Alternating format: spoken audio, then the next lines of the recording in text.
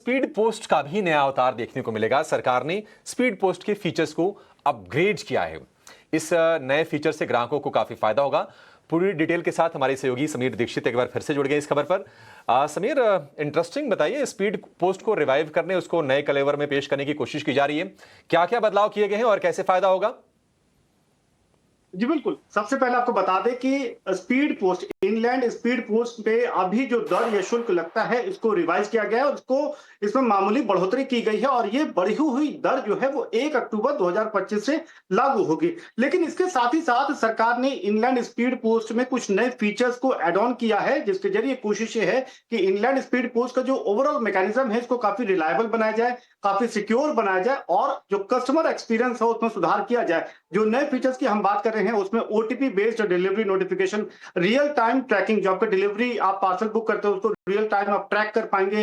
इसके साथ ही साथ आप बिना ओटीपी के आप पार्सल की डिलीवरी वगैरह जो है वो नहीं कर पाएंगे, ताकि इसको सिक्योर बनाया जा सके। इस तरीके से कई नए फीचर्स एड ऑन किए गए हैं। लेकिन जहां तक रही बात नई शुल्क की या रिवाइज्ड चार्जेस की, तो वो आपके पार्सल के वेट और डिस्टेंस पर निर्भर करेगा। जितना डिस्टेंस और पार्सल का वेट है उसके आधार पे आपको बढ़ी हुई शुल्क चुकानी होगी। लेकिन मोटे मोटे तौर पे जो बढ़ी हुई दर है वो 19 रुपए से तकरीबन 100 रुपए तक के ये बढ़े हुए चार्जेस एप्लीकेबल होंगे, जो कि 1 अक्टूबर से लागू हो जाएंगे। और ये पूरी कवायद इसलिए की गई है क्योंकि सबसे पहले यह है कि पिछली बार जब दरें बढ़ी थी तब साल 2012 था, तकरीबन 12-13 साल बाद इन दरों को बढ़ाया गया है इनलैंड स्पीड पोस्ट को। दूसरी बात यह है कि सरकार का मानना है कि लगातार जिस तरीके से ऑपरेशनल कॉस्ट में बढ़ोतरी हो रही है और साथ ही साथ इनलैंड स्पीड पोस्ट की जो अपनी उपयोगिता है इसको बरकरार रखने के लिए और कंपटीशन में सरवाइव करने के लिए ये जरूरी है कि उसकी आमदनी के स्रोत और मौजूदा जो तरीके हैं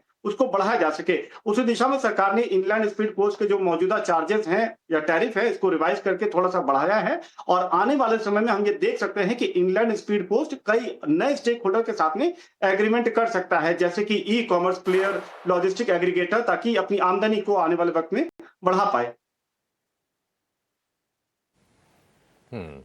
ठीक है समीर, बहुत शुक्रिया इस अहम जानकारी के लिए। और देश में खास तौर से ग्रामीण इलाकों में, छोटे कस्बों में काफी लोगों को ये खबर इंपैक्ट करेगी। लेकिन चलिए आगे